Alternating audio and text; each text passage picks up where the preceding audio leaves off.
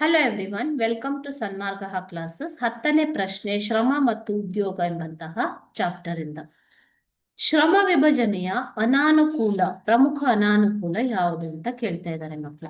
Options ನೋಡ. ಇದು ಕಾರ್ಯದ ಹಂಚಿಕೆ ಅಥವಾ ಶ್ರಮ ವಿಭಜನೆ. ಓಕೆನಾ? ಆಪ್ಷನ್ ಎ, ಶ್ರಮದ ದಕ್ಷತೆ ಹೆಚ್ಚುತ್ತದೆ.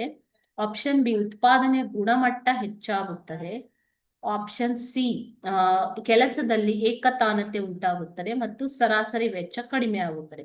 ಈಗ ಇವೆಲ್ಲವೂ ಕೂಡ ಶ್ರಮದ ವಿಭಜನೆಯಿಂದ ಆಗುವಂಥದ್ದು. ಆದರೆ ಶ್ರಮದ ದಕ್ಷತೆ ಹೆಚ್ಚುವುದು ಇದು ಅನಾನುಕೂಲ ಅಲ್ಲ ಅಲ್ವಾ ಮಕ್ಕಳೇ? ಸೊ ಉತ್ಪಾದನೆ ಗುಣಮಟ್ಟ ಹೆಚ್ಚಾಗುವುದು ಕೂಡ ಒಂದು ಅನುಕೂಲವೇ. ಸರಾಸರಿ ವೆಚ್ಚ ಕಡಿಮೆ ಆದರೆ ಅದು ಕೂಡ ಅನುಕೂಲ, ಉತ್ಪಾದಕನಿಗೆ ಅನುಕೂಲ ಅಲ್ವಾ?